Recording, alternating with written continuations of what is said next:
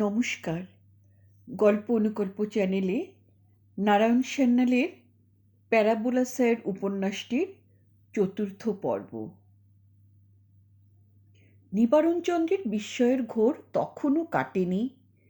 হাতিটা নিশ্চয়ই সত্যবানের নয়, কিন্তু এমন দরবারি হস্তিনী সে পেল কোথায় ওই অজপাড়াগাঁয়ে? ইতস্তত করে সে কথাটাই বলে বসেন। না মানে হাতিটা কার? সাবিত্রীর জবাব দেবার আগেই অট্টহাস্যে ফেটে পড়েন সত্যবান। এটা তোমার কেমন কৌতূহল নিবারণদা? আমি তো জানতে চাইনি মরিস গাড়িটা কার। যতটা অবাক হলেন নিবারণ, তার চেয়েও বেশি সাবিত্রী। নীরস নিষ্কষ অঙ্কের মাস্টার যে এমন রহস্য করতে পারেন তা যেন ভুলেই গেছিলেন। তাহলে কি লোকটা নীরস নয়? মনে পড়ে গেল ফুলশয্যা রাতের কথা। তখন তো লোকটা কৌতুক করত, রহস্য করত, হাসত। তাহলে কি সাবিত্রী বদলে ফেলেছেন মানুষটাকে? মনে হলো, কি বিচিত্র এই দুনিয়া! একটু আঘাত, একটু সরে নড়ে বসা, অমনি অতি চেনা অতসী কাছে ঝিলিক দিয়ে ওঠে নতুন রঙের বিচ্ছুরণ। প্রেম শুধু অচেনা মানুষকে আপনজন করেই ক্ষান্ত হয় না, চেনা মানুষের অচেনা রূপও চিনিয়ে দেয়। বাস্তবে ফিরে আসেন নিবারণের কথায়। না না, মানে তুমি হঠাৎ একটা হাতি কিনেছ? সাবিত্রী বলেন, না না কিনিনি, তবে গরুর গাড়িতে চেপেও তো তোমার বাংলোয় আসা চলে না। তাতে তোমাদের মাথায় হেঁট হয়, এ বরং ভালোই হলো। লোকে বলবে দারোগা সাহেবের কুটুম এসেছে হাতিতে চেপে। নিবারণ গুম মেরে যান। স্নেহবালায় একটি কথাও বলেননি। তবু তৃপ্তি হয় না সাবিত্রীর। বলে, তোমাদের একটু অসুবিধাও হলো অবশ্য। শহরগঞ্জ জায়গা, কলা গাছ ডালপাতাই বা পাবে কোথা? আর তাতে তোমাদের মানও থাকবে না। কেরামতকে জিজ্ঞেস করে দেখো, ও কি খাবে? কেরামতকে? তখনও স্বাভাবিক হতে পারেননি নিবারণ দারোগা। কেরামত মিয়া কুন্তির মাহুত, না হোক আধমন চালের ভাত তো খাবে মনে হয়। সাবিত্রী দিদিকে সুটকেসটা ফিরিয়ে দিল। আর চোখে বোনের ঝলমলে বেনারসিটা দেখে স্নেহবালা আর কথা বাড়ালেন না। হাতির রহস্যটা ওদিকে বেশ ঘনিয়ে উঠেছে। নিমন্ত্রিত যারা আসছে তারা আলোকসজ্জা দেখছে না, নহবত শুনছে না, দারোগাবাবুর দুয়ারে বাঁধা সুসজ্জিত রাজহস্তিনীটাই হয়ে পড়েছে উৎসব বাড়ির মূল আকর্ষণ। রহস্যটা পরিষ্কার হয়ে গেল সান্ধ্যবাসরে। ব্রাহ্মণ ভোজন ও আত্মীয় বান্ধবদের নিমন্ত্রণ ছিল দিনের বেলায়। সান্ধ্য পার্টিতে আমন্ত্রণ ছিল সাহেব শুভর। আবগারি দারোগার বাড়িতে উৎসব, হোক না কেন পুত্রের উপনয়ন, সেটা রসসিক্ত হওয়া চাই। আত্মীয় স্বজনেরা সেই বিহারের বাংলোতে আর কেউ আসেনি, না এ তরফের না ও তরফের। ফলে চক্ষু লজ্জারও বালাই নেই। বাড়ির পিছন দিকে শামিয়ানা খাটিয়ে ককটেল পার্টির আয়োজন হয়েছে। অন্তত দণ্ডি ঘরে নন্তু বা আজুরও অধিক পানে যাওয়া মানা। আজুর বাপকে কেউ বারণ করেনি, কিন্তু তিনি অধিগড়ে যাননি। শহরের সেরা দোকান থেকে এসেছে সেরা মাল। তকমা আটা খিদমতগার পানপাত্র হাতে মেহমানদের সামনে বারে বারে ঘুরে ফিরে আসছে। ওই সঙ্গে কাজু বাদাম, চিকেন লিভার, পকোড়া, শামি কাবাব। শহরের কর্তা ব্যক্তি কেউ আর বাকি নেই। মিউনিসিপ্যালিটি আর ডিস্ট্রিক্ট বোর্ডের chairman, SDO, north circle officer, treasury officer, state ব্যাংকের ম্যানেজার, কেরু কোম্পানির দুজন সাহেব বেম, মায় এডিএম ডিএম। বাড়ির সামনে খান ৮-১০ সিডান বডি গাড়ি, বুইক, সেভরলে, অস্টিন, ফোর্ড। তখনও জিপ বা ওপেন ক্যারিয়ারের আমদানি হয়নি ভারতবর্ষে। এমন সময়ে যেন শৈলেশের মন্দিরে প্রবেশ করলেন দুর্গেশ নন্দিনীর নায়ক, তেজিয়ান ঘোড়ার পিঠে, মাথায় পাগড়ি, পরনে ব্রিচেস, খাটো কুর্তা, মোম দিয়ে পাকানো গোঁফ, কিষেনগড়ের বাবু সাহেব। পানাসক্ত 25 জোড়া চোখ দেখল একেবারে শামিয়ানার দ্বারদেশে এসে গতি সম্বরণ করলেন অশ্বারোহী। দিলাক্রুয়ের আঁকা নেপোলিয়নের ঘোড়ার মতো সামনের দু পায়ে আকাশ আঁচড়ে সংযত হল ওয়েলারাবতংশ। বাবু সাহেব নামলেন, ওপাশের অর্জুন গাছে গুড়ির সঙ্গে বাঁধলেন ঘোড়াটাকে। ব্যাটনটা বগল দাবা করে হাতটা তালি বাজিয়ে ঝাড়লেন। তারপর বড় বড় পা ফেলে এগিয়ে এলেন প্যান্ডেলের দিকে। ঠিক প্রবেশ মুহূর্তে নিজেই থমকে দাঁড়িয়ে পড়েন দিলাক্রোয়ার ঘোড়ার মতো। কারণ ঠিক তখনই নৈশ আকাশে বিদীর্ণ করে শোনা গেল এক বৃংহতি ধ্বনি। হারে রে রে কুন্তি মাই, আরে কুন্তি মাই তুনে মুঝকো দেখলি। ফিরে যেতে হলো বাবু সাহেবকে। বাগানের ও প্রান্ত শৃঙ্খলাবদ্ধ প্রকাণ্ড হস্তিনী তখন সামনে পিছনে দুলছে, অশান্ত হয়ে উঠেছে। বাবু সাহেব ওর গজকুম্ভে হাত বুলিয়ে আদর করে শান্ত করে ফিরে এলেন আবার। সমবেত সকলকে অভিবাদন করলেন। আইয়ে আইয়ে বাবু সাহেব, তসলিম রাখিয়ে। এডিএম অরোরা রহস্য করে বলেন, বাবু সাহেব এ আপনার কেমন ব্যবহার? কেউ সাহেব কা কসুর হুয়া মুঝকো? আমরা এক একটা বাহন নিয়ে এসেছি সবাই, আপনি দুটো বাহনে চেপে একা এসেছেন? নেহি জি নেহি নেহি, ये घोड़ा मेरा है लेकिन वो हाथी का मालिक मैं नहीं हूँ। সে কি, আমরা তো জানি ও হাতিটা আপনার। এবার সব প্রশ্ন এসডিও নর্থ। জি নেহি সাব, উসকি মালিক হ্যায় মাস্টার সাব। নিবারণের দিকে ফিরে বলেন, আপকা ব্রাদার ইন ল। নিবারণ বিব্রত, সকলেই উৎসুক, সবাই কৌতূহলী। পান পাত্রটা হাতে নিয়ে গল্প ফাঁদলেন বাবু সাহেব। শুরু করলেন আজিব আদমি ওই প্যারাবোলা স্যারের উপাখ্যান। রহস্য করেই মজাদার ঢঙে বলতে থাকেন, যদিও সেই হাস্যরসের পরতে পরতে অনুভূত হলো সেই ব্যতিক্রম মানুষটার প্রতি বাবু সাহেবের অন্তরের প্রগাঢ় শ্রদ্ধা। এমন ইমানদার পণ্ডিত মূর্খ নাকি জিন্দেগি ভর তিনি দেখেননি। মূর্খ নয়, মিছে কথা বলতে পারে না, বেফায়দা পরের উপকার করে, লোকে যেচে টাকা দিতে এলে ঘট ঘট করে মাথা নেড়ে অস্বীকার করে। উপসংহারে গৃহস্বামীকে রহস্য করে চোস্ত উর্দুতে যে কথা বললেন তার নির্গলিতার্থ, যদিও একই বাগিচায় ঢুকে একই গাছে একই বৃন্তের দুটি কলিয়া চয়ন করেছেন আপনারা, তবু মাফ করবেন দারোগা সাহেব, আপনি আর আপনার ভাইরা ভাই দুই বিপরীত মেরুর বাসিন্দা। গৃহস্বামীর যথেষ্ট নেশা হয়েছিল, মালুম হলো না বাবু সাহেব এটা কি করলেন, খোসামত করলেন না খিস্তি করলেন। খোসামদি যদি হবে তবে তার কান দুটো এমন বেমক্কা লাল হয়ে উঠেছে কেন? কবে খেয়েছেন এ পর্যন্ত? মিসেস অরোয়া কৌতূহল দেখিয়ে বললেন, কি আশ্চর্য, আপনার ভাইরা ভাই এ বাড়িতে উপস্থিত? কই, আপনি তো তার সঙ্গে ইন্ট্রোডিউস করে দিলেন না। কেমন করে দেবেন? তৎক্ষণাৎ জবাব দিলেন বাবু সাহেব, তিনি যে বিপরীত মেরুর বাসিন্দা। ভাইরা ভাইয়ের অ্যাকাউন্টে মদ্যপানের এমন মওকা যদি নিতে পারবেন তাহলে তাকে পণ্ডিত মূর্খ বলবো কেন? শুনলেন না, আমি সদ্ব্রাহ্মণকে কয়েক বিঘে নিষ্ক ব্রহ্মোত্তর দিতে চাইলাম, পছন্দ হলো না তার। পরিবর্তে হাতি চেপে দারোগা সাহেবের বাড়ি নেওতা রাখতে এলেন। নিবারণের মনে হলো এতে তার অপমানিত বোধ করবার কোনো কারণ থাকতে পারে না।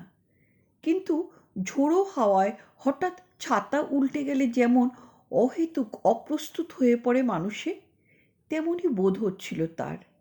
সম্মিলিত কৌতূহলী জয়ী হলো। সকলেই চক্ষুকর্ণের বিবাদভাঞ্জন করতে উৎসুক। এমন একটি আজব চিড়িয়া না দেখে কেউ থামবে না। বাধ্য হয়ে প্যারাবোলা স্যারকে আসতে হলো প্যান্ডেলে। গৃহস্বামী পরিচয় করিয়ে দিলেন, আমার ব্রাদার ইন ল সত্যবান চক্রবর্তী। সমবেত সাহেব সুবোধে পরিচয় দানের মতো মন বা মেজাজ অবশিষ্ট ছিল না তার। গরদের পাঞ্জাবি পরা মানুষটা তার কদম ছাট চুলে ভরা মাথাটা নুইয়ে সমবেত নমস্কার করেন। ডিস্ট্রিক্ট ম্যাজিস্ট্রেট সাহেব বলেন, সত্যবান চক্রবর্তী? বাই দ্য ওয়ে, আপনি কি ক্যালকাটার প্রেসিডেন্সি কলেজ থেকে 1928 বিএসসি পাশ করেন? বক্তাকে তা জানতেন না সত্যবান, স্বীকার করলেন অপরাধটা। অঙ্কে অনার্স ছিল, ফিফথ পেপারে অ্যাবসেন্ট ছিলেন না? সকলেই স্তম্ভিত। আইসিএস অফিসারটি স্মৃতিশক্তি তীক্ষ্ণ তা সবাই জানতেন, কিন্তু কে কোন পেপারে অনুপস্থিত ছিল তা কি এতদিন পরে মনে থাকে? সত্যবান বলেন, হ্যাঁ, কিন্তু আপনি তা কেমন করে জানলেন? আমি তার পরের বছর পাশ করি, আমারও অঙ্কে অনার্স ছিল। আপনার বিচিত্র রেকর্ডের কথা তো সে আমলে সবাই জানত। বসুন বসুন, দাঁড়িয়ে রইলেন কেন? সেটির বাকি অর্ধাংশ নির্দেশ করেন। সৌজন্যবোধে জেলা সমাহর্তার বাকি অর্ধাসন এতক্ষণ খালি রাখা ছিল। প্যারাবোলা স্যার মূর্খ। অবশ্য তিনি জানতেন না বক্তা কে, তার সঙ্গে একই আসনে বসা উচিত কি অনুচিত। দিব্যি বসে পড়লেন পাশে। অতঃপর সমবেত কৌতূহল মেটাতে সেই বিচিত্র রেকর্ডের ইতিবৃত্ত শোনাতে হয়। প্যারাবোলা স্যার সলজ্জে বারে বারে বাধা দিতে চান, তবু গল্পটা বলা হলো। বিদায় নেবার পূর্বে এসডিও নর্থের স্ত্রী মিসেস মেহরা সাবিত্রীর হাতটা চেপে ধরেছিলেন। জনান্তিকে টেনে এনে বলেছিলেন, মুঝে মাফি কিয়া যায় বহিনজি, मैं उस रोज आपकी। সাবিত্রী ওকে মাঝপথে থামিয়ে দিয়ে বলেছিলেন, সে দোষ আমারই, ও কথা তুললে আপনিও লজ্জা পাবেন, আমিও লজ্জা পাব। অন্য কথা বলুন। অন্য কথা আর কি বলবো, আজকের দিনে ওই একটাই তো কথা, আপনি সত্যিই সৌভাগ্যবতী। উৎসব বাড়িতে প্রতিটি বিবাহিত মহিলার কাছে আজ আপনি ঈর্ষার পাত্রী। তারা শাড়ি গাড়ি গহনাই পেয়েছে জীবনে, কিন্তু যা পেলে নারী জন্ম সার্থক হয় তা পায়নি। খাঁটি মানুষের ঘরণী হওয়া যে একটা দুর্লভ সৌভাগ্য। ওরা সত্যবানের স্ত্রী সাবিত্রী হতে পারেননি কেউ। লজ্জায় মাথাটা তুলতে পারেননি সাবিত্রী। থিয়েটার কামরাটায় শুধু নাইট লাইট জ্বলছে, নীলাভ আলোয় কামরাটা আবছা। নিচেকার বার্থে শুয়ে রয়েছেন সাবিত্রী, পাশেই সুরমা। মাঝের বার্থ দুটিতে টনি আর নিতুন, তার উপরে দুজন অচেনা মানুষ। অজানা প্রান্তর ভেদ করে ছুটে চলেছে মেলগাড়ি। কাশির সঙ্গে দূরত্ব বাড়ছে, নিকটতর হচ্ছে অমৃত ব্যানার্জি রোডের চিরচেনা বাড়িটা। কিন্তু কদিন? এবছর আর সে বাড়িতে নিজে হাতে কার্নিশে কার্নিশে দীপাবলির প্রদীপ সাজাবেন না সাবিত্রী। তার আগেই ফিরে যাবেন সেই মানুষটার কাছে, যে আজ অবস্থিত, অবমানিত, উপেক্ষিত। আশ্চর্য, কেমন করে তাকে ভুলেছিলেন এতদিন? না, ভুলে তো থাকেননি। বারে বারে তার কথা মনে পড়েছে 5 বছরে, নানা পরিবেশে, নানা কারণে। তবু একটা দুরন্ত অভিমানে মনটাকে বিচ্ছিন্ন করে রেখেছিলেন। সেই পুঞ্জীভূত অভিমানটা নিঃশেষে ধুয়ে গেল গতকাল বিকেলে। নিতান্ত ঘটনাচক্রে ওকে মুখোমুখি দেখতে পেয়ে। উনি যে কাশী এসেছেন, এখানে আছেন, তাই তো জানতেন না সাবিত্রী। গতকাল দুর্গাবাড়ি সংকটমোচন ঘুরে তুলসী মানুষ মন্দিরে এসে নিতান্ত দৈবক্রমে দেখা পেয়ে গেলেন।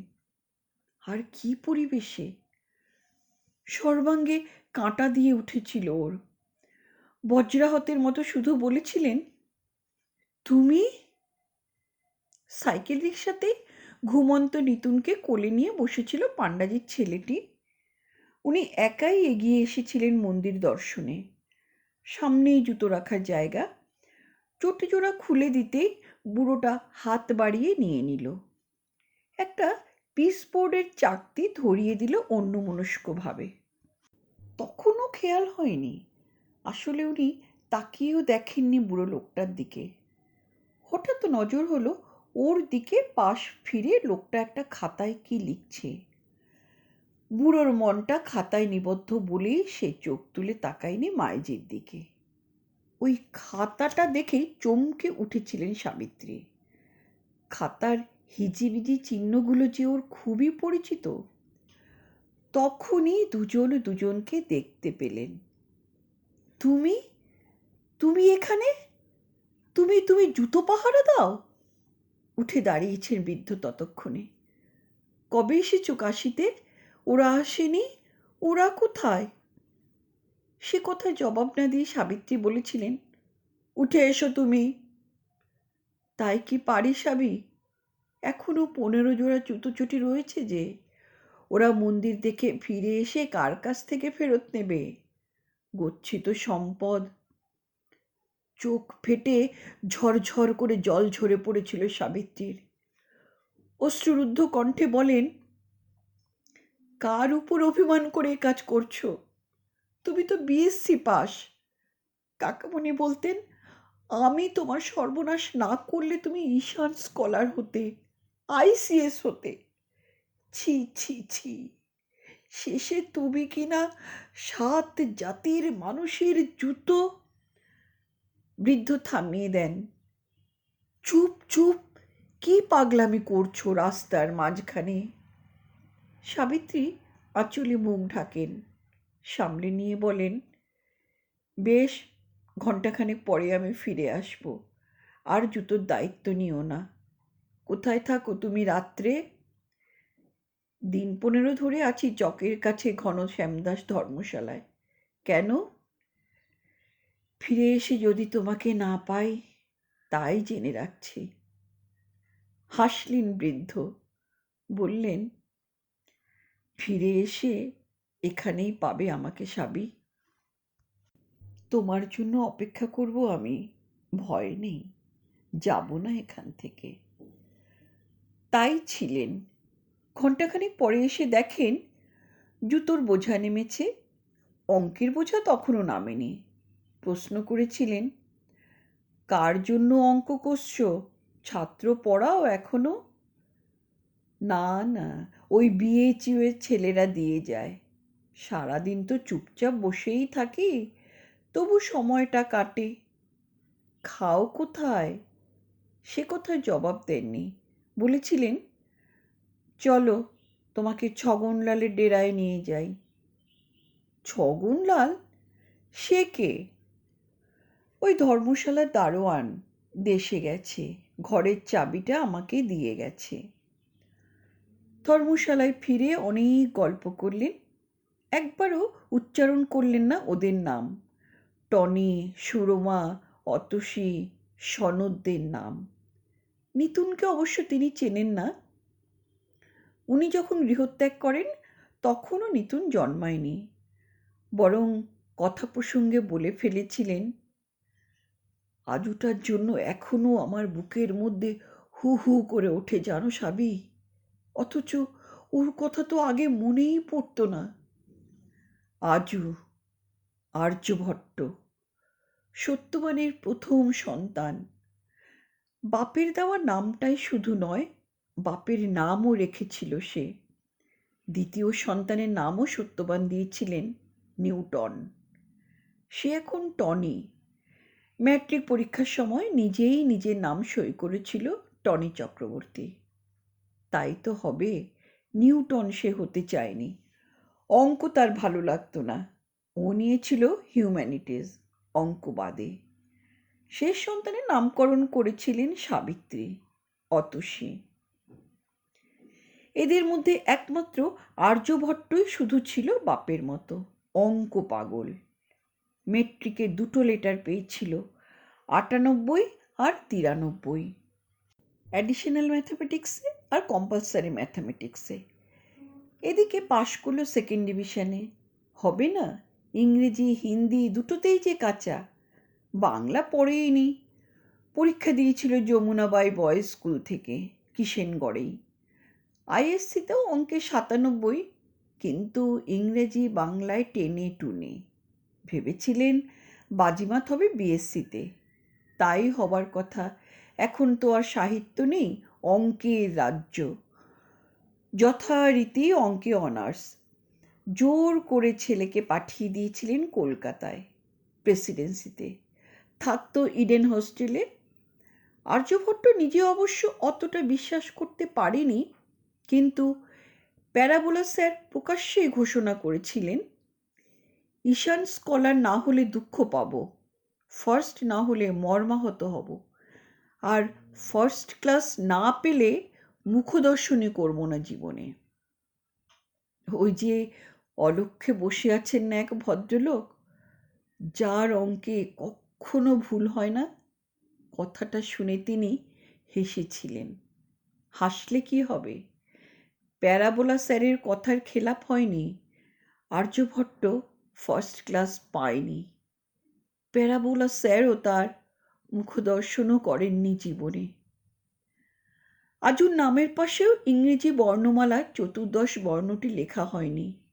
লেখা হয়েছিল অ্যালফাবেটের সেই আদি অকৃত্রিম প্রথম অক্ষরটি। পরীক্ষায় আদৌ অবতীর্ণ হয়নি আর্যভট্ট চক্রবর্তী।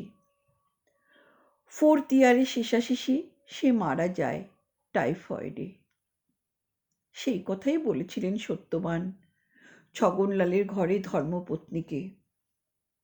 জানো সাবি, তখন মনে হয়েছিল এটাই বুঝি আমার জীবনে প্রচণ্ডতম আঘাত। মনে আছে, নিজে হাতে ওকে পুড়িয়ে যখন ফিরে এসেছিলাম, তখন মনে মনে বলেছিলাম, হে ঈশ্বর, এমন আঘাত তুমি আর কাউকে দিও না। সেই খণ্ড মুহূর্তে আমি ভুলে গিয়েছিলাম সাবি, ঈশ্বর বলে কেউ আছেন কিনা তার প্রমাণ নেই, এবং থাকলেও তিনি কারো কথায় কান দেন না। তিনি একজন নিষ্ঠুর ম্যাথামেটিশিয়ান। অঙ্কের হিসাবে চলে তার বিশ্বপ্রপঞ্চ। তুমি বলতে চাও ঈশ্বর নেই? সাবিত্রী জানতে চান। সত্যবান বলেন, আমি জানি না, কথা সেটা নয় সাবি। আমি বলতে চাইছিলাম, সেদিন আমার মনে হয়েছিল আর্যভট্টের মৃত্যুটাই আমার জীবনের চরমতম আঘাত। আজ জীবনের সায়াহ্নে এসে আমার মনে হয় সেটা অকিঞ্চিৎকর। মৃত্যু তো জীবনের অপরিহার্য দোসর। তার চেয়েও বড় আঘাত যখন মাথা হেঁট হয়ে যায়। চরমতম আঘাত পেলাম জীবনে। মাঝপথেই থেমে গেলেন। সাবিত্রী বলেন, কি হলো? থামলে কেন? না থাক সাবি, আজ বড় আনন্দের দিন। কি পায়নি তার হিসেব মেলাতে আজ আর মন চাইছে না। না না, বলো তুমি, সবচেয়ে বড় আঘাত কবে পেলে? সেই যেদিন আমি ছোট খোকাকে ডেকে বললাম তোমার সঙ্গে এক বাড়িতে থাকতে পারবো না, সেদিন? না না না সাবি, সে তো আমার কৃতকর্মের কর্মফল, ইকুয়াল অ্যান্ড অপোজিট রিয়াকশন। তবে দশাশ্বমেধ ঘাটের সেই নিষ্ঠুর সন্ধ্যা, অতুর হাত চেপে ধরেছিলে যখন, তুমি কেমন করে জানলে? অতু অতু বলেছিল আমাকে সব কথা। মাথা নাড়লেন সত্যবান, স্বীকার করলেন না স্ত্রীর কাছে। সেই সন্ধ্যা নিষ্ঠুরতা সম্বন্ধে অতসীর কিছুই ধারণা নেই। সে আবার কি বলবে? কথা ঘোরালেন, বললেন, জানো, তোমাদের কথায় 5 বছরে ভুলে গিয়েছিলাম। জোর করে মনকে নির্লিপ্ত করেছিলাম।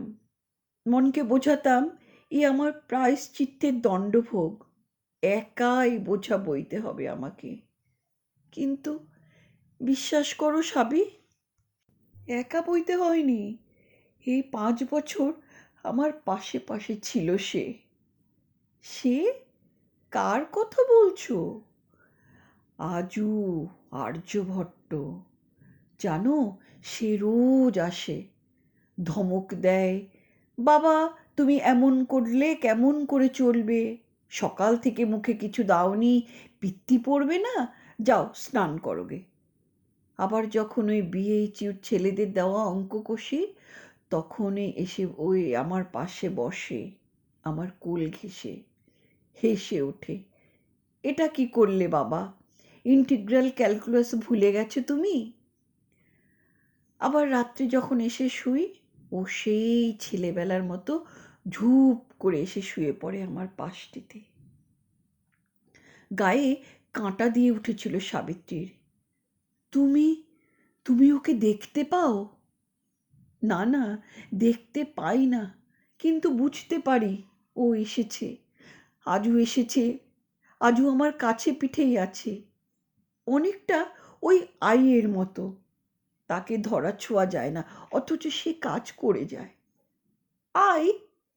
আই মানে কি? আই মানে আমি? না গো, বড় হাতের আই নয়, ছোট হাতের আই, মানে √-1, যার বাস্তব অস্তিত্ব নেই, অথচ যাকে বাদ দিলে অঙ্কশাস্ত্র বেকার, ইমাজিনারি কোয়ান্টিটি। এতক্ষণে সেই চিরাচরিত দাম্পত্য আলাপের রেকারিং ডেসিমেলে ফিরে এসেছেন সাবিত্রী। বলেন, কি বলছো পাগলের মতো? মাথা মুন্ডু কিছুই বুঝি না। এ যে বোঝানো যায় না সাবি, এ অনুভূতির জগৎ। অন্য প্রসঙ্গ তোলেন, তা এত কাজ থাকতে জুতো পাহারা দেবার কাজটা নিলে কেন? আমি যে পাপের প্রায়শ্চিত্ত করছি সাবি, দিল্লীশ্বরের দণ্ডাদেশ ভোগ করছি। কিন্তু এত এত মন্দির থাকতে তুলসীরাম মন্দিরে কেন? বিশ্বনাথে না কেন? কেদারে, দুর্গাবাড়িতে সংকটমোচনেও তো করতে পারতে। তুমি তো জানো সাবি, আমি নিরীশ্বরবাদী। তাছাড়া তুলসীদাসের প্রতি অন্য কারণেও একটা আকর্ষণ ছিল আমার। সেটা কি? তুলসীদাসও ব্রাহ্মণ সন্তান, তরুণ বয়সে বিবাহ করেন রত্নাবলীকে, সন্তানও হয় তারক। তুলসীদাস জীবনসঙ্গিনীকে এত ভালোবাসতেন যে এক দণ্ডও তাকে না দেখে থাকতে পারতেন না। তাকে বাপের বাড়িও যেতে দিতেন না।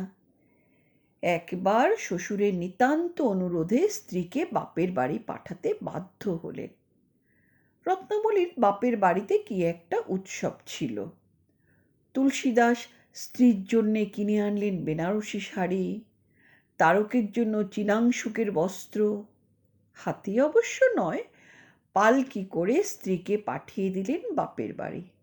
কিন্তু ঘরেও থাকতে পারলেন না, পালকি বাহকদের পিছু পিছু ছুটতে থাকেন। পথের লোকে টিটকিরি দিতে থাকে স্ত্রৈণ মানুষটার বেহায়াপনায়। নিদারুণ লজ্জায় পালকির দ্বার খুলে রত্নাবলী মৃদু ভৎসনা করলেন স্বামীকে।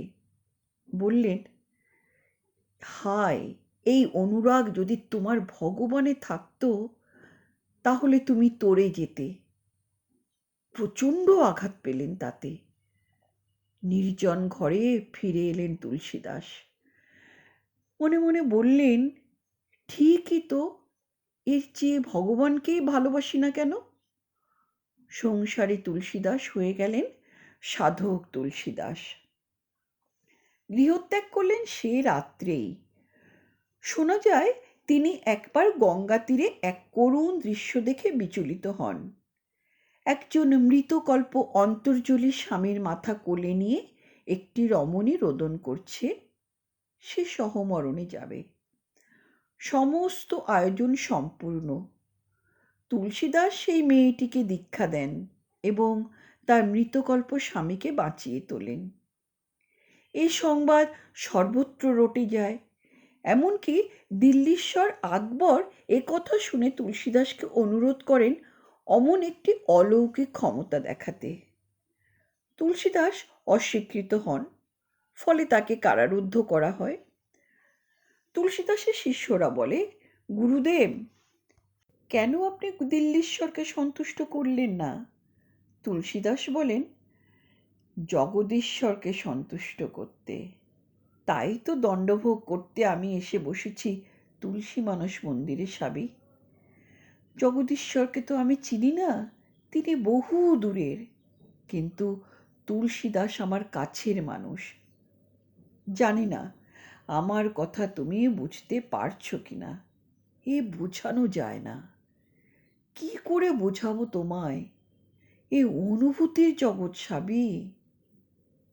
তা সত্যি বোঝানো যায় না। সাবিত্রী কি পেরেছেন তার স্বামীকে বোঝাতে?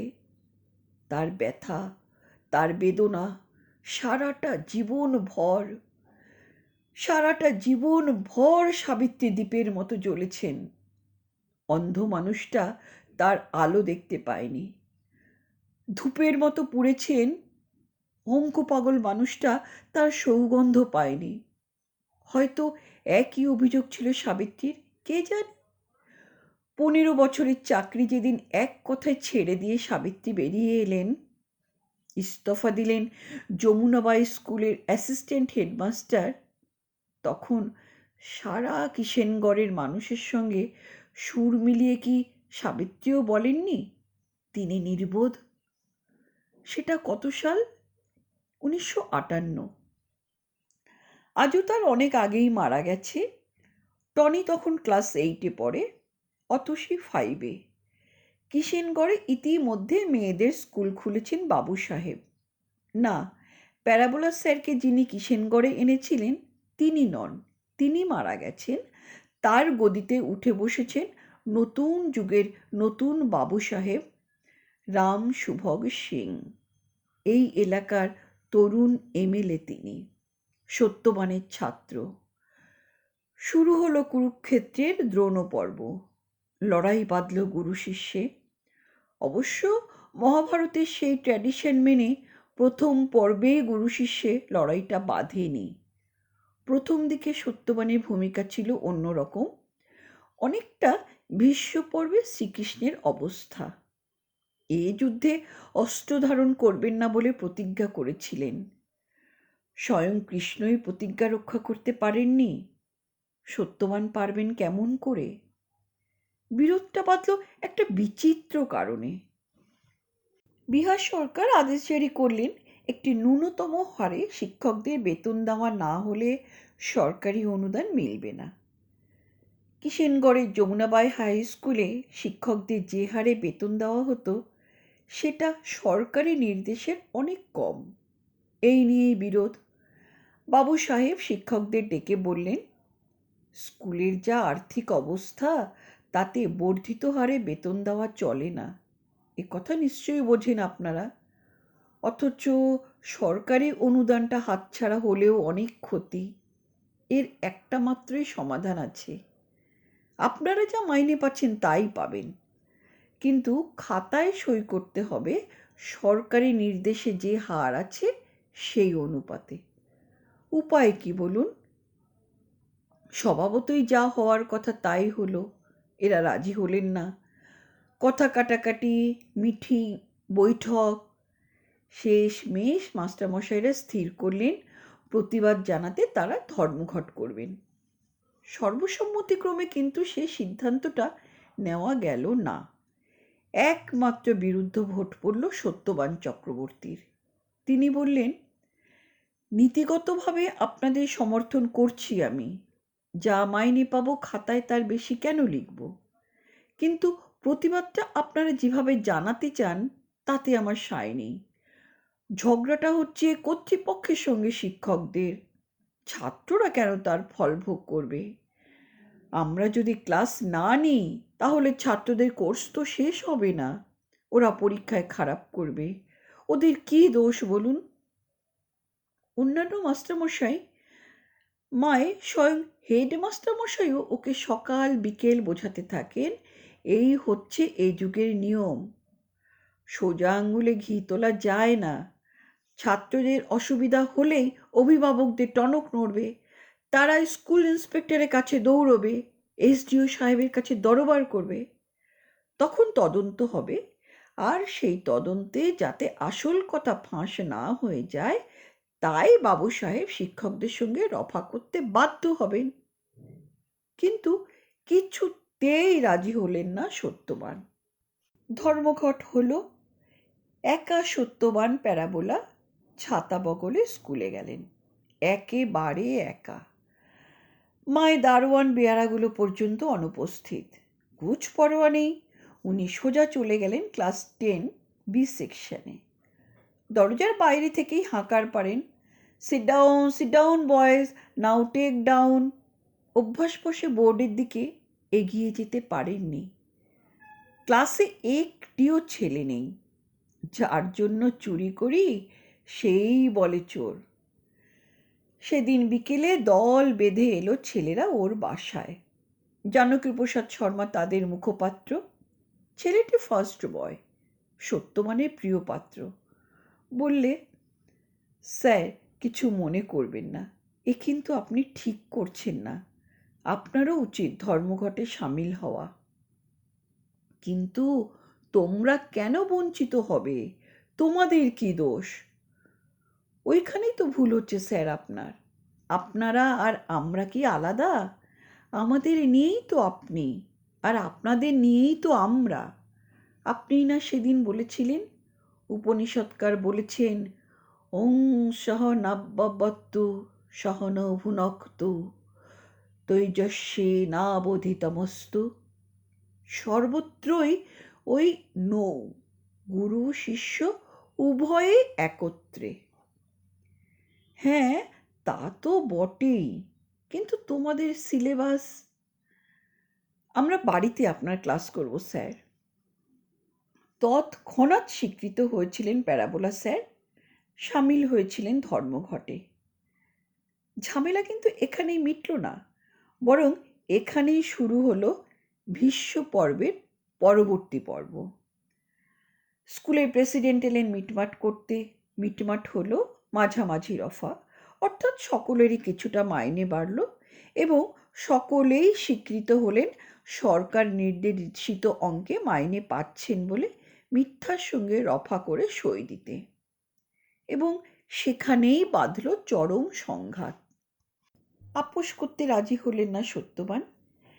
এতদিন যারা ওকে অসহযোগে সামিল হতে অনুরোধ উপরোধ করছিলেন, এবার তারাই এলেন সহযোগে তাকে উদ্বুদ্ধ করতে। আর এবার তিনি একাই ধর্মঘট করতে চাইলেন। একা তো ধর্মঘট হয় না, অনুপস্থিত হওয়া যায় মাত্র। যথারীতি হেডমাস্টারমশাই লিখিত কৈফিয়ত চাইলেন। লিখিত জবাব দাখিল করলেন সত্যবান প্যারাবোলা। সে কৈফিয়ত পড়ে কান লাল হয়ে উঠেছিল হেডমাস্টার মশাইয়ের। কিন্তু তিনি কোনো ব্যবস্থা নিলেন না, নিতে দিলেন না বাবু সাহেব। তিনি বললেন, ব্যাপারটা আমার উপর ছেড়ে দিন। বাবু সাহেব এলেন সত্যবানের ছাপড়ায়, বললেন, মাস্টার সাহেব, আপনাকে আমার বাবা এনেছিলেন এই স্কুলে, আপনাকে তো আমি ছেড়ে দিতে পারি না, তাই নিজেই এসেছি ফয়সালা করতে। কি ফয়সালা করবে রামসুভগ? আমি ওতে রাজি নই। জানি স্যার, তাই আমি একা এসেছি। কথাটা গোপন, আপনাকে আমি পুরো মাইনে দেব, কিন্তু কথাটা গোপন রাখতে হবে। আমি জানি আপনি ইমানদার আদমি, 200 টাকা বেতন নিয়ে 300 টাকার ভাউচারে সই দিতে পারেন না। বাকি 100 টাকা প্রতি মাসে গোপনে আমার লোক আপনাকে দিয়ে যাবে। ছাত্রের এ অঙ্ক গুরু বুঝতে পারলেন না, স্বীকার করলেন অক্ষমতা। মানে? মানেটা কি? তুমি কি বলতে চাইছো? হাসলেন নয়া বাবু সাহেব। মাস্টার সাহেব, আপনি মানুষ না আছেন, আপনি দেবতা আছেন, समझলেন না? আপনাকে আমি সরকারি স্কেলে পুরা বেতন দিচ্ছি, এ কথা জানলে ও সব মাস্টার भी हमार जान निकले देবে না। ये अरेंजमेंट सिर्फ আমার আর আপনার আছে। এতক্ষণে প্রণিধান করেছেন তত্ত্বটা। বলেন, হঠাৎ আমার উপর এতটা করুণা কেন? মাফ कीजिए মাস্টার সাহেব, আপনি আমাকে মানুষ করেছেন, ও বাত কি मैं ভুলতে পারে? সত্যবান কঠিন স্বরে বলেছিলেন, না বাবা রামসুভগ, মানুষ করতে পারিনি তোমাকে। তুমি আস্ত একটা বাঁদর হয়েছ। তোমার স্কুলে আমি আর থাকবো না, আজই পদত্যাগ করছি। বাবু সাহেব একজন রীতিমতো সম্মানিত মানুষ, এই তল্লাটের বিধানসভার সদস্য। এরপর তিনি আর কথা বাড়াননি।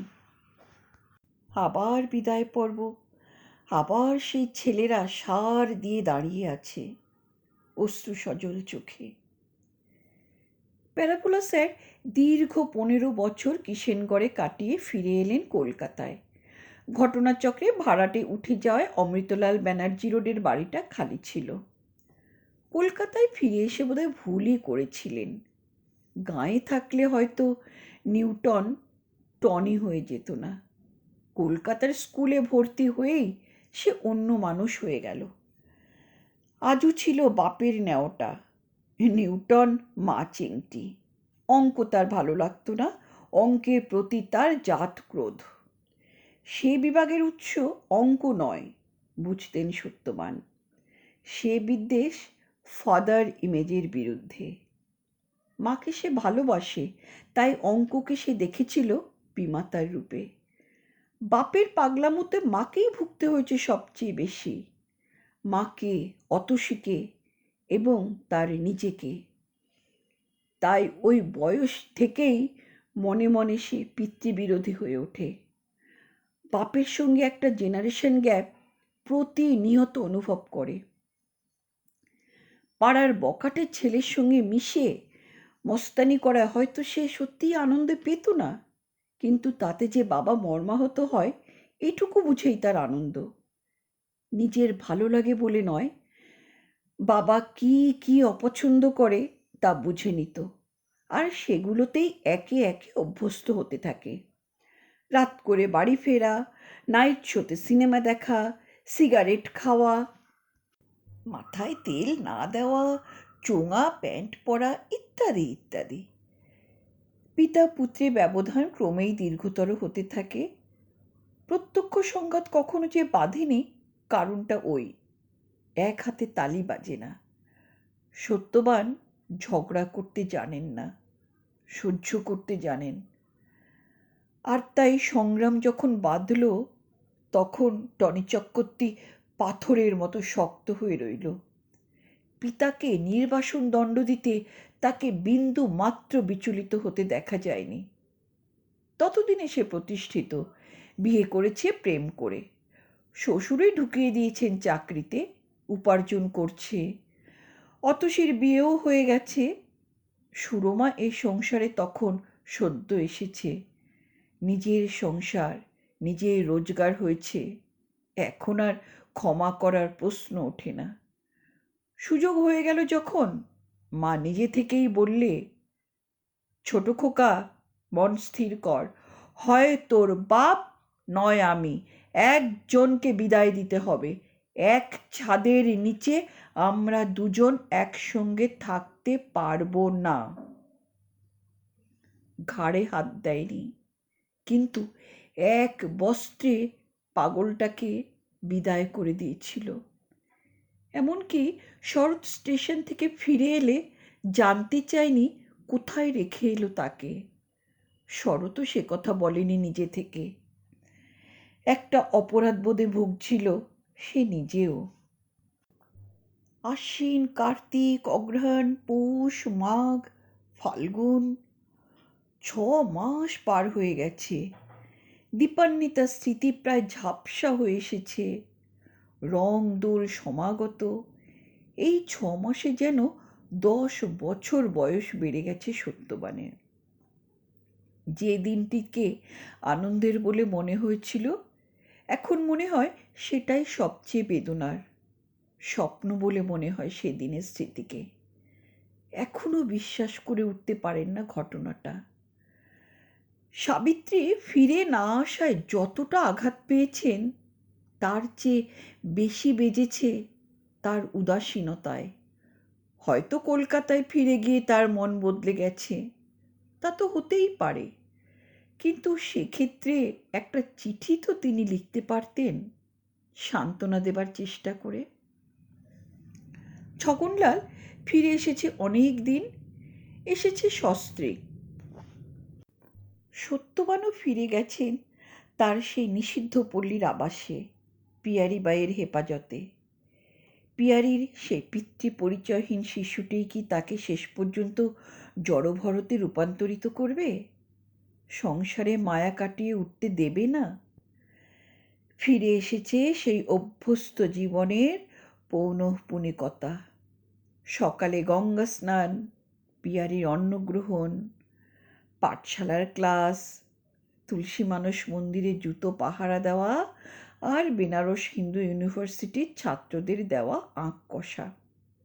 কিন্তু ঠিক সেই জীবনটা ফিরে পাননি এবার। জীবনের যে পর্যায়টিকে দিব্যি ভুলে গিয়েছিলেন, সাবিত্রী এসে সেই নিষিদ্ধ দ্বারটা যেন হাট করে খুলে দিয়ে গেল। এখন সেই যন্ত্রণাদায়ক পর্যায়টা বারে বারে ফিরে আসে স্মৃতিতে। অতসীর বিবাহ, সপরিবারে বেড়াতে যাওয়া, উলুবেড়িয়ার দুর্ঘটনা, হাসপাতাল, কোর্ট কাছারি, পুলিশের জেরা, তার বিচার, দণ্ডদান, গৃহত্যাগ, আর দশাশ্বমেধ ঘাটের সে বেদনাদায়ক সন্ধ্যার স্মৃতি। এগুলোই ফিরে ফিরে মনে পড়ে। রাতে ঘুম হয় না, দিনে মাঝে মাঝে উদাস হয়ে যান। কেন সাবিতাকে এভাবে মিথ্যা স্তোক দিয়ে গেল? ঘটনাচক্রে বিবাহ করতে বাধ্য হয়েছিলেন সেই পঞ্চদশী কুমারীকে, কিন্তু তিনি তো তুলসীদাসজির মতো তার তিরস্কারে গৃহত্যাগ করেননি। হ্যাঁ, স্বীকার করেন জীবনে জীবন যোগ করা হয়নি, তারা ভিন্ন পথের পথিক, কিন্তু স্ত্রীর মর্যাদা তো তিনি আজন্ম মিটিয়ে দিয়েছেন। তার উপেক্ষাও সয়েছেন। তার সিদ্ধান্ত মেনে সব ছেড়ে ছুড়ে দিয়ে বেরিয়ে এসেছিলেন। তাহলে কেন সে সেদিন এমন মিথ্যার কুহক দিয়ে ওর মানসিক শান্তিটুকুও কেড়ে নিয়ে গেল? কেন? কেন সাবি এমন করল? কেন? আর সবচেয়ে ক্ষতি হয়েছে, সেই দিনটি থেকে আজও আর আসে না। আজুর উপস্থিতি আর টেন পান না তিনি প্রতি পদক্ষেপে। সেও কি এতদিনে অভিমান করে মুখ ফেরালো? ফাল্গুন শেষ হয়ে আসছে। ধীরে ধীরে মনকে এতদিনে সংযত করেছেন, বুঝিয়েছেন নিজেকে। সাবিত্রী কলকাতায় ফিরে গিয়ে বুঝতে পেরেছিল তার মূর্খামি। বেচারি সে কথা স্বীকার করে কোন লজ্জায়?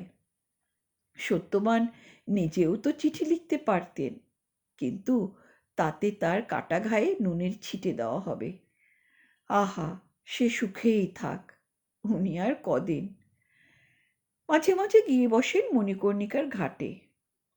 তারপর একদিন পড়ন্ত বেলায় বসেছিলেন তুলসী মানস মন্দিরের সামনে জুতোর পাহারায়। এক জোড়া দম্পতি এসে নামলো রিকশা থেকে। বাঙালি নয়, বোঝা যায়। কতই বা মেয়ের বয়স, 30 হয় কি না হয়। হাই হিল জুতো জোড়া খুলে দিল ব্রাহ্মণের হাতে। পিচবোর্ডের টিকিট ধরিয়ে দিলেন তাকে। তারপরেই ছেলেটি। তার পা থেকে জুতো খুলে নিতে হাত বাড়িয়েছেন। হঠাৎ বিদ্যুৎ স্পৃষ্টের মতো সরে গেল ছেলেটি। স্থির দৃষ্টিতে দেখতে থাকে তাকে। বছর ৩৫-৩৬ বয়স, টেরিলিনের প্যান্ট আর বুশশার্ট, পায়ে কাবলি চপ্পল, সরু গোঁফ, চোখে রোদ নিবারক চশমা। সেটা খুলে ভালো করে ওকে দেখল। বললে, মাফ কিজিয়ে, ক্যা নাম আপকা? সত্যবান ওকে চিনতে পারেননি, তবে বুঝেছেন ঠিকই, ছাত্র। কোথাকার ছাত্র? কি জবাব দেবেন বুঝে উঠতে পারেন না। মিথ্যে বলতে পারলে কত সুবিধা হয় জীবনে। কহিए जी, कभी आप किशिनकर भी थे? বিহার মে? উপায় নেই। বৃদ্ধ উঠে দাঁড়িয়েছেন। হিন্দিতে প্রশ্ন করেন, কোন বছর তুমি ম্যাট্রিক পাশ করেছিলে? যমুনাবাই স্কুলে পড়তে তো? ছেলেটি স্তম্ভিত। অস্ফুটে বলে, মাস্টার সাহেব। হাসলেন সত্যবান। কোন বছরের ব্যাচ? তখনও স্বাভাবিক হতে পারেননি। যন্ত্রচালিতের মতো বললে, 56। রোল নাম্বার কত? মন্ত্রমুগ্ধের মতো ছেলেটি বললে, 11। মনে মনে সাপের মন্ত্র আওড়ালেন সত্যবান। তারপর হেসে বললেন, উফ, তোমার চেহারা তো একদম বদলে গেছে লক্ষ্মণ প্রসাদ। টেরিলিনের প্যান্টে ধুলো লাগলো। ছেলেটি প্রণাম করল ওকে। স্ত্রীকে বললে, আমার মাস্টার মশাই মিস্টার। মেয়েটিও ভীষণ অবাক হয়েছে, তবু স্বামীর অনুকরণে পায়ে হাত দিয়ে প্রণাম করল। সত্যবান বললেন, কি লক্ষ্মণ, আমার নামটা ভুলে গেছ? মিস্টার বলে থামলে কেন? ছেলেটি বিব্রত। বললে, আপনাকে ভুলিনি, আমি তো আগেই আপনাকে চিনেছি, কিন্তু আপনার নামটা কিছুতেই। হাসলেন সত্যবান। মেয়েটিকে বললেন, শোনো মা, লক্ষ্মণ ভুল বলছে। ও আমার ছাত্র নয়। আমার ছাত্র কখনো মিছে কথা বলে না। আমার নামটা, মানে যে নামে ওরা আমাকে উল্লেখ করত, সেটা ওর নিশ্চয়ই মনে পড়েছে। স্বীকার করছে না। ছেলেটি একগাল হাসল। বলল, ঠিকই বলেছেন স্যার, প্যারাবোলা স্যার নামটা মনে আছে আমার, কিন্তু আপনার ভালো নামটা। ওকে বুকে টেনে নিয়ে বৃদ্ধ বললেন, ওর চেয়ে ভালো নাম আমার নেই রে লক্ষ্মণ। সেবার সাবিত্রীর বেলায় যা হয়েছিল এবারও তাই ঘটল, বরং লক্ষ্মণ প্রসাদ আরও করিতকর্মা। মন্দিরের ওপাশে যে খঞ্জ ভিখারিটি জুতো পাহারা দেয়, তার সঙ্গে মুহূর্ত মধ্যে রফা করে নিজ হাতে জুতোর পাহাড় স্থানান্তরিত করল। তাকে একটি 2 টাকার নোট বকশিশও দিল। দেখা যখন পেয়েছে তখন মাস্টার সাহেবকে সে কিছুতেই ছাড়বে না। ওর স্ত্রীও মানুষটা খুব ভালো। এই উটকো ঝামেলায় সে এতটুকু বিব্রত হলো না। স্বামীর শিক্ষক, যদিও তিনি জুতো পাহারা দেন, তবুও তাকে সে শ্রদ্ধার সঙ্গেই গ্রহণ করল। ওরা এলেন ওদের হোটেলে, তখনই কিনে আনলো ধুতি, গেঞ্জি, চপ্পল। বললে, আপনি মুখ হাত ধুয়ে নিন, আমি দেখি কিছু খাবারের জোগাড় করি। রত্না রইল, ও আপনার পুত্রবধূ, যা যা দরকার তোয়ালে, সাবান সব চেয়ে নেবেন। রত্না নিজে থেকেই বললে, সেসব তোমাকে ভাবতে হবে না, কিন্তু মাস্টার সাহেব কি খান না খান সেটা তো জেনে নাও। বৃদ্ধ বললেন, খাওয়ার ব্যাপারে আমার কোনো বাজবিচার নেই, তবে অবেলায় বেশি কিছু খেতে পারবো না রে। স্নেহের অত্যাচার তার ভালোই লাগছিল। এ জিনিস অনেক অনেক দিন পাননি। লক্ষ্মণ ছাড়ল না। দুরন্ত কৌতূহলে শুধু নয়, নিকটাত্মীয় যেভাবে দাবি করে সেভাবেই সে জানতে চাইল সব কথা। এমন অবস্থা কেমন করে হলো মাস্টার সাহেবের? স্কুলে কেন চাকরি করেন না? কেন প্রাইভেট টিউশনি করেন না? অন্তত দোকানের খাতা লেখা বা ওই জাতীয় কাজও কি তিনি পাননি? গুরুপত্নী কবে গত হয়েছেন? মাস্টারজির তো এক ছেলে। হ্যাঁ, নামটাও মনে আছে, নিউটন। সে কোথায়?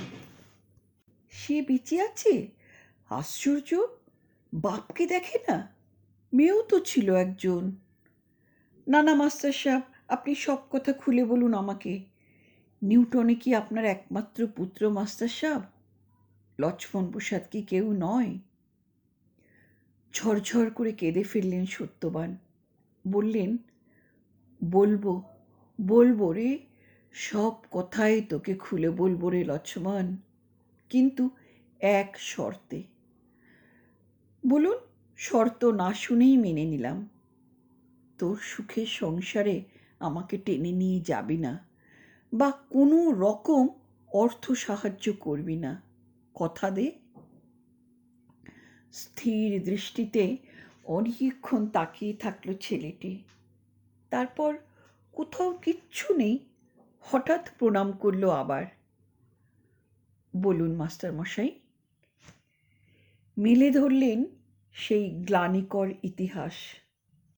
সেই গ্লানিকর ইতিহাস, যার জন্য তার স্ত্রী সাবিত্রী তাকে বলেছিল, খোকা, এক ছাদের নিচে আমরা দুজনে একসঙ্গে থাকতে পারবো না। বম্বে রোড ধরে চলেছে গাড়িটা, অ্যাম্বাসাডার, শরতের গাড়ি, 6 জন যাত্রী। পিছনের সিটে সস্ত্রীক সত্যবান আর অতসী, সামনে জানলার ধারে টনি, মাঝে শরৎ এবং স্টিয়ারিংয়ে অতসীর বর সনত। সুরমা গাড়িতে নেই, ডাক্তার বারণ করেছেন। এ অবস্থায় এতটা মোটর জার্নি করা ঠিক নয়। প্রথমবার তো। সত্যবানও যেতে চাননি, পুত্রবধূর কাছে থেকে যেতে চেয়েছিলেন। তার আপত্তি টেকেনি। প্রথমত বেয়াই মশাই এসে সুরমাকে নিয়ে গেলেন, দ্বিতীয়ত সনদ কিছুতেই তাকে একা বাড়িতে থাকতে দিল না। নতুন জামাই, তার কথা ঠেলতে পারলেন না। ওরা যাচ্ছেন দীঘা, দিন দুয়েকের জন্য। বালি ব্রিজ পেরিয়ে যখন শরৎ ছোট ভাইকে স্টিয়ারিংটা ছেড়ে দিল, তখনই আপত্তি করেছিলেন সত্যবান। বলেছিলেন, না না, ওটা করো না, সনতের তো ড্রাইভিং লাইসেন্স নেই। শরৎ বলেছিল, কিছু ঘাবড়াবেন না তাওই মশাই, আমি তো পাশেই বসে আছি। এমন ফাঁকা রাস্তায় না চালালে হাত স্টেডি হবে কি করে? সত্যবান সনৎকে প্রশ্ন করেছিলেন, অন্তত লার্নার্স লাইসেন্সটা করিয়েছ তো বাবা? সনৎ জবাব দেয়নি। শরৎই বলেছিল, এইবার করাবে। না না, এটা ঠিক হচ্ছে না, তোমার গাড়িতে তো এল মার্কা প্লেটও নেই। পিছনের সিটে বসে অতসী মনে মনে বলেছিল, কেদ্দানি দেখানি হচ্ছে বাবুর।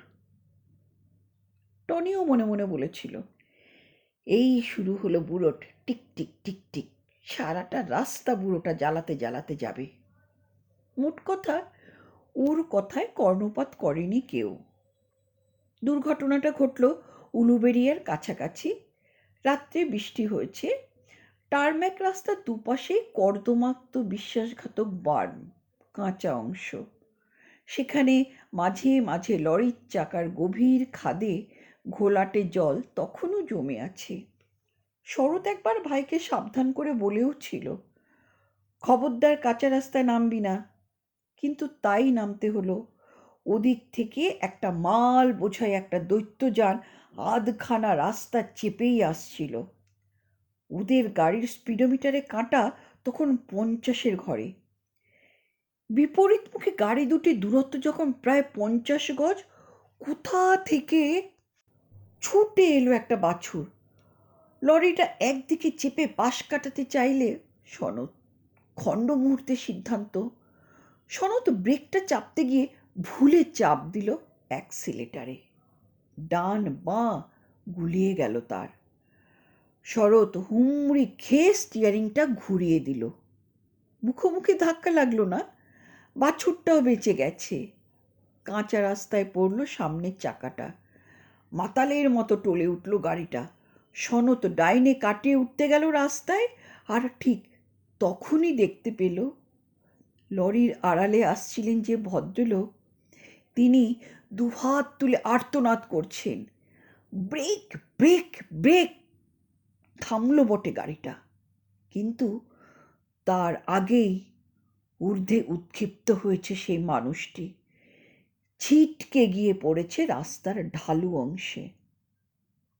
দাঁড়িয়ে পড়েছে গাড়িটা। সত্যবান আর টনি ছিলেন জানলার ধারে, ওরাই নামলেন প্রথমে, পরে একে একে আর সবাই। লোকটার জ্ঞান নেই, প্রাণ আছে। সনদ থরথর করে কাঁপছে, তার মুখটা কাগজের মতো সাদা। অতসী তার হাত ধরে টানছে, তোমাকে যেতে হবে না, বসো তুমি, জল খাবে? সত্যবান বলেন, কাছেই উলুবেড়িয়া হাসপাতাল। বুদ্ধিভ্রংশ হয়নি শুধু শরতের, চারদিকে দৃষ্টি বুলিয়ে বললে, কুইক কুইক, উঠে আসুন সবাই গাড়িতে, তীর সীমানায় লোকজন নেই, কেউ দেখেনি, কুইক তাড়াতাড়ি আসুন। রুখে দাঁড়িয়েছিলেন সত্যবান। কি বলছো শরৎ? লোকটা বেঁচে আছে এখনো? বেঁচে আছে, কিন্তু মরবে। অকারণ কেন ঝামেলায় জড়িয়ে পড়বেন? আসুন আসুন। এবার অতসীও বলল, ঝামেলা হবে বলে আমরা চেষ্টাও করব না, জ্যান্ত লোকটাকে এভাবে। টনি ধমকে ওঠে, তুই থাম, ওঠ গাড়িতে। কিন্তু সত্যবানকে নড়ানো গেল না। ততক্ষণে তিনি আহত অজ্ঞান মানুষটার কাছে এগিয়ে গেছেন। নাড়ি দেখছেন, নিঃশ্বাস পড়ছে কিনা পরীক্ষা করছেন। সনদকে সামলাচ্ছেন সাবিত্রী আর অতসী। মন স্থির করল শরৎ, ঠিক আছে, হাসপাতালেই নিয়ে যাব লোকটাকে, এসো। সত্যবান, টনি আর শরৎ ধরাধরি করে অচৈতন্য দেহটাকে শুইয়ে দিল পিছনের সিটে। তার মাথার কাছে বসলেন সাবিত্রী। টনি আর অতসী বসল সামনের সিটে। স্টিয়ারিংয়ে এবার শরৎ। আর একবার দিগন্ত প্রসারী রাস্তার দুপ্রান্ত এবং মাঠের দিকে দেখে নিয়ে বললে, কাকপক্ষী ত্রিসীমানায় নেই। শোন সনদ, আপনারা সবাই শুনুন। গাড়ি চালাচ্ছিলাম আমি, গাড়িতে ছিলাম এই 4 জন। তাওই মশাই আর সনদ আদৌ আসেনি। বুঝতে পেরেছেন? টনি বুঝেছে, অতসীও। সনতের মাথায় কিছুই ঢুকছে না তখন। সে শুধু দেখছে একটা আতঙ্কগ্রস্ত মানুষ 2 হাত শূন্যে তুলে গাড়ির সামনে আর্তনাদ করছে। শরৎ দ্বিতীয়বার বলল, সনদ, কুডু ফলো মি? অ্যাক্সিডেন্ট আমি করেছি, তোরা দুজন বাড়িতেই ছিলি, কিছুই জানিস না। মাঠ পাড়ি দিয়ে সোজা স্টেশনে চলে যা। নেক্সট ডাউন ট্রেনে কলকাতা। হাওড়া স্টেশনে পৌঁছেই মিস্টার ভগতরামকে একটা ফোন করবি, বলবি বাড়ির সবাই দীঘা গেছে বেড়াতে, একা বাড়িতে ভালো লাগছে না। যা হয় খেজুরে আলাপ করে লাইন কেটে দিবি। টাইমটা কিন্তু নোট করিস, ঘণ্টাখানেক এদিক ওদিক হবে, তবু একটা অ্যালিবাই তো হয়ে থাকবে। টনি বলে, মাঠ পার হয়ে স্টেশনে গিয়ে ট্রেন ধরতে তো আরও দেরি হবে, ওরা এখানেই দাঁড়িয়ে থাকুক না।